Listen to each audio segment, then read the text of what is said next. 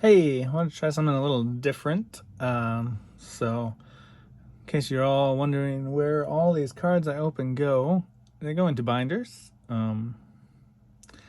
This is obviously not a box opening that I did on this channel, but these are cards from early in my playing days, as you'll see by some of the wear and damage on some of them. But I don't know, just decided Urza's Legacy was the place to start. So I thought we'd just kind of flip through it. First page, nothing too exciting. Curator, reversal, burst of energy. We move into.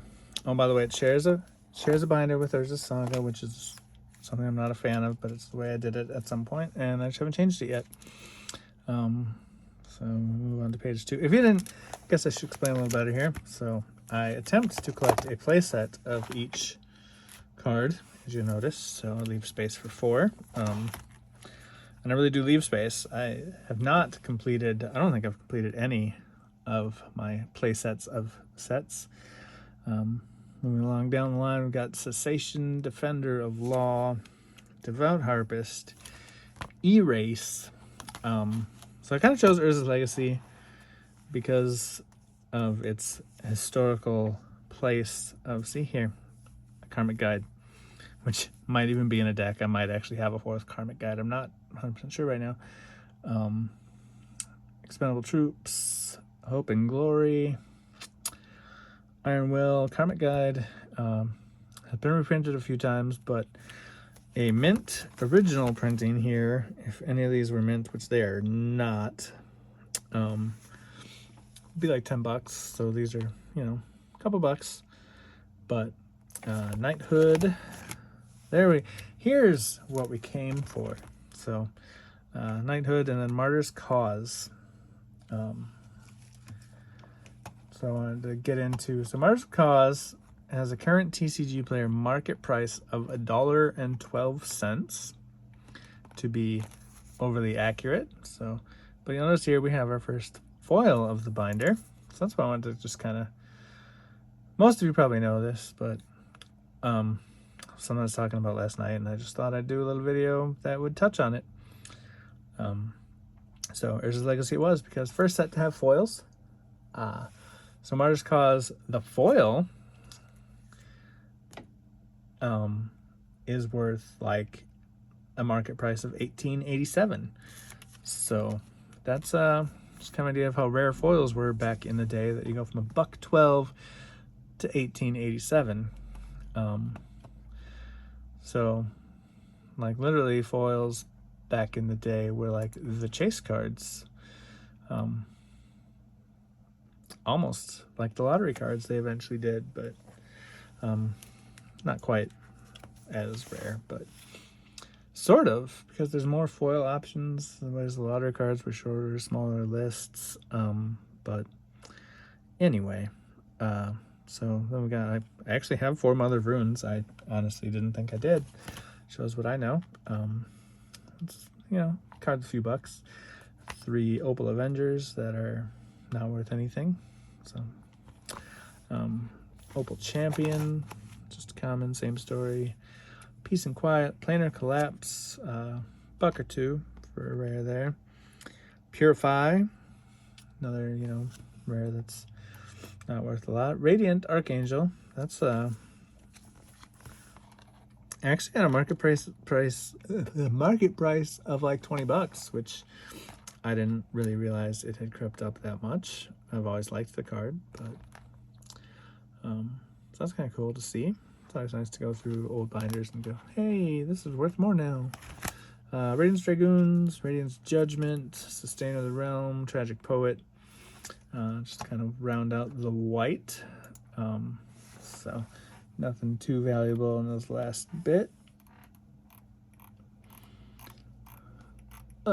Sorry, just want to pull up the list of blue. I mostly wanted to have the list up so that I would be able to tell you what cards I'm missing, but I apparently was not missing any white cards, so that shocks me. Antoplasm, moving into blue. Archivist, Auraflux. Bouncing Beebles, Cloud of Fairies. You'll see that I am missing a Cloud of Fairies, and it should be the first Cloud of Fairies, which I'm kind of thinking I might own a foil Cloud of Fairies. I might. I'm not 100% sure. If I remember, I'll try to put it in the description of the comments whether I do or not. But if anyone cares, they can ask, and I can tell them. But foil is worth like $50 if that is in fact what is supposed to be in that hole. Otherwise, the regular one's like $1 something, $1.37.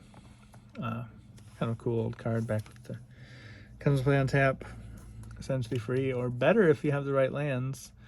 Delusions of Mediocrity, the knockoff version of Delusions of Grandeur. Fleeting Image, Frantic Search. Saw a little common there. I think it's, not sure if it's ever been reprinted as a common or if it's been bumped up to uncommon in all of its later printings, but Intervene, King Crab, nothing much there. Levitation, Miscalculation, Opportunity. Here we go, Palinkron. So Palinkron, I believe I still own 4 of. 2 of them are in decks, probably. I don't think any of them are foil. Market price on a Palinkron right now is $82.62. Again, I mean, market price assumes mint, and mine typically aren't, especially from this era. A foil one, $758.99 is the current market price of a foil Palinkron. That is absurd. Who knew? Back when I started in like 95, so I've been around for a couple years, and I understood the cards had value because this is 99, but never dreamt that something like Palinkron, a foil, would be $600. Did I say 600? I think I said more than 600. 750. Like, that thought never crossed teenage me's mind at all. Raven Familiar, just a little uncommon there. Rebuild is a common, but I do have a foil, so let's just check out a foil. Rebuild. A foil is $17.18. So somehow jump from literally 38 cents to like 17. That's like I can't math, so I don't want to do the math. But then we move into Second Chance, where I actually have 2 foils. So Second Chance is a $8.60 rare. And I'm going to stop saying market price, I swear, but all of the prices I'm going to quote are TCG Player market price. Foil, $152.67. So that's quite a jump. So, like I said, and like, Second Chance is a stupid card. I had a weird obsession with extra turn cards at the time, so I picked up a playset, and 2 of them were foil, and now I have, I don't remember what I said it was worth, but expensive foils, because why not? Slow Motion Snap is worth a few bucks. Bounces a creature and untaps 2 lands, so. Thornman Fairies, I always thought that was some nice art there from Rebecca Guay. 24 cents for a regular, $4.95 for a foil. I'm trying to remember if most of I think usually my foils are in okay shape. I think I was a little more protective of them than non-foils, but I could be wrong.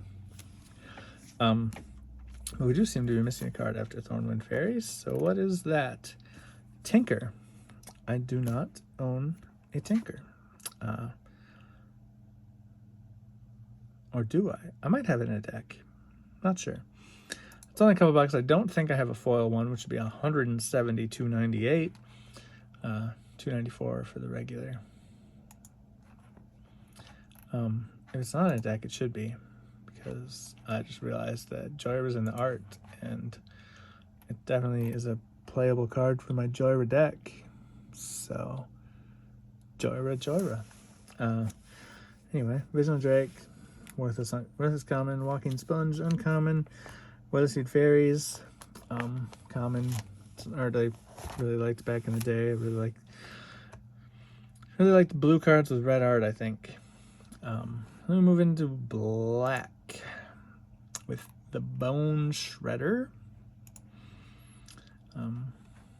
been reprinted a few times. Brink of Madness, only a couple there. Engineered Plague, Eviscerator, the Fog of Gnats, Giant Cockroach, Lurking Scourge, Ostracize. Huh. Looks like my cards are out of order. Because they're in alphabetical order. You didn't figure that out yet. So actually, Ostracize should be down here. No Mercy, which I apparently don't own any of, which is currently 4805 for a regular one. No Mercy goes here. So then Ostracize. Phyrexian Broodlings, Phyrexian Debaser, all these cards that have probably been errated to say Phyrexian in their type line. Defiler, Denouncer, Plague Lord, Phyrexian Reclamation. I don't think that card, I think it's been reprinted a few times, but I feel like it's really solid for like Commander, and I don't see it as often as I feel like I should. Like, I just feel like black should run it. Plague Beetle, Rank and File, Sick and Tired, Sleeper's Guile,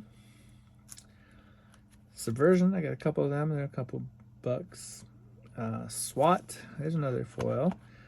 So literally 8 cents for the non-foil version.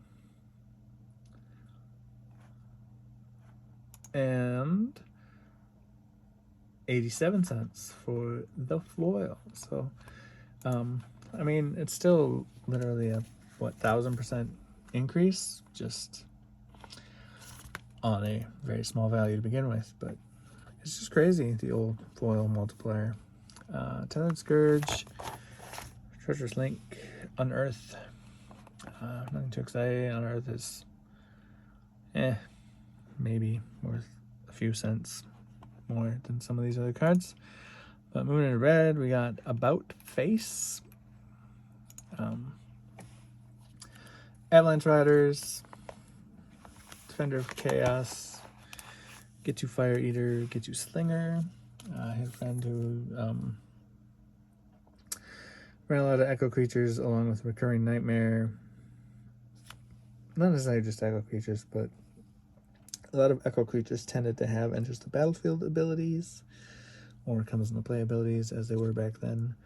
So they worked well with like Recurring Nightmare, because you could play them repeatedly. Things like that. So Get You Slinger always reminds me of that. Get to Warcry, Goblin Medics. Then we got a blank spot there for Goblin Welder. That's another card I'm pretty sure I have a copy, but I can't remember now if it's a reprint. So not sure if I have a Goblin Welder or not. Granite Grip, Impending Disaster. Impending Disaster is actually worth like $1, shockingly enough. I mean, I guess it destroys all lands, so that's a thing. Last Ditch Effort, Lava Axe, Molten Hydra, Parch, Pygmy Pyrosaur, Pyromancy. I didn't want this video to be overly long, so I'm kind of rushing. Hopefully, I don't know, if there's some interest in this type of video, you guys can let me know in the comments if you want me to slow down. Rack and Ruin, Rivalry, or the other option is we could just discuss cards in the comments. I don't know if YouTube allows photo comments. Sluggishness, I don't think they do. Viashino Bay, Viashino Cutthroat. Viashinos were interesting in that the first one of them was in like Visions, and it was a solid card that was good at the time, and then they tried to do them again, and I don't think it went as well. The return to your hand thing, you know. Return to your hand and turn. It was good on like a 4-2 for 3, I think the original was in Visions, but then got like a 5-3 for 4 and a 2-1 for 2. But also, by the time we got to Urza's block, the power level of other cards had grown almost exponentially. I guess, Heretic is like $1 card, so I'd mention that before we move into green.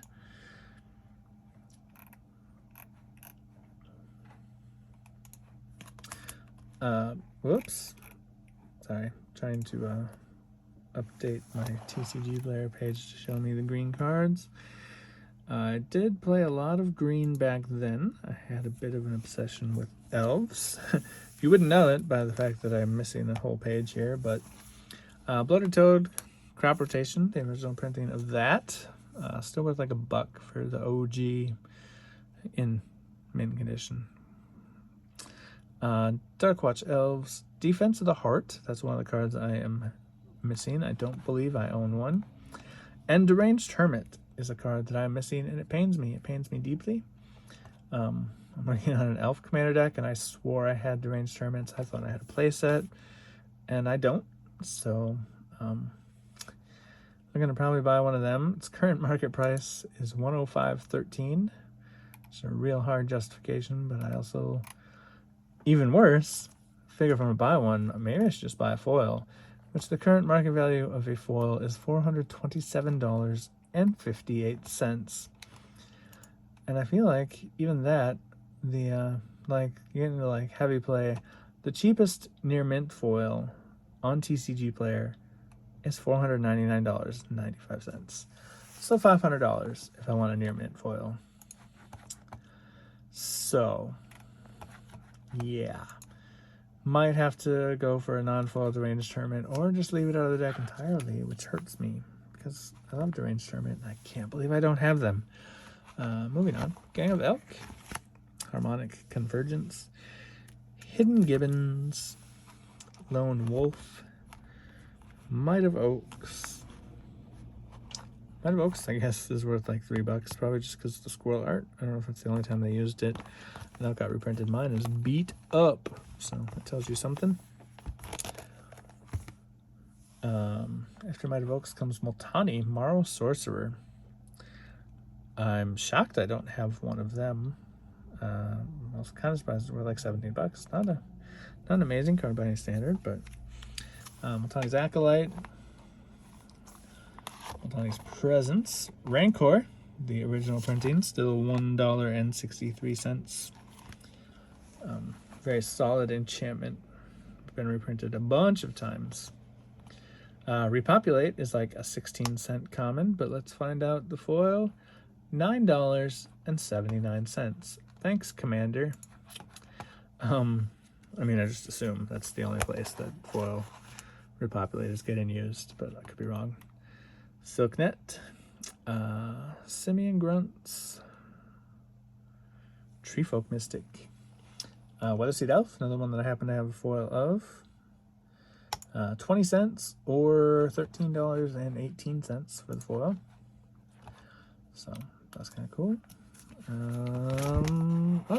do have a couple Weatherseed Treefolks. I was thinking that was another one I was going to be missing. So Weatherseed Treefolk is like a $6-7 card. Wing Snare, Yavimaya Granger, Yavimaya Scion. We've got a foil Yavimaya Worm here. Like, this is the most basic card that could possibly exist. 8 cents for the non-foil, $6.88 for the foil. I don't even have a reason, like, but scarcity, I guess, is the reason. Moving into the artifacts, we've got Angel's Trumpet. And yeah, I'm just gonna tell you now, I'm missing the big one. Angel's Trumpet, Beast of Burden. Might have a Beast of Burden in a deck. It's not worth anything because it's been reprinted, so. But there might be one in a deck. Crawl Space. That's like a $14 card that I have one copy of in here. I don't think that's any deck, so probably just the one. Damping Engine, pretty much worthless. I got a place out of that. So that's how it works. The less it's worth, the more like I have it, which I guess is a thing for everyone probably. But Defense Grid is actually like a $27 card. That's cool. I didn't know that. Foil is $160. I don't have a foil, but thought I'd look quick. Then we're missing the big one in the form of Grim Monolith. No Grim Monoliths. Young me was stupid. I don't actually remember like trading away a Grim Monoliths, but I probably did. Iron Maiden, it's actually worth a few bucks. Jarvis Toolbox, not worth anything. Memory Jar, another big one that should be here. And that's one I definitely thought I had, but there it is, not existing. Quicksilver Amulet. Definitely would have thought I had one of those too, but no. Ring of Gix. So only have a foil Ring of Gix. Don't have the regular. The regular is $7.59. The foil, which is actually in pretty good shape too, $88.99. So that foil multiplier. Scrap Heap, not worth much. Thran Lens, not worth much. Thran War Machine, you know, Thran Weaponry. I think you're getting the point here. Ticking Gnomes, Urza's Blueprints. Echo was such a weird ability.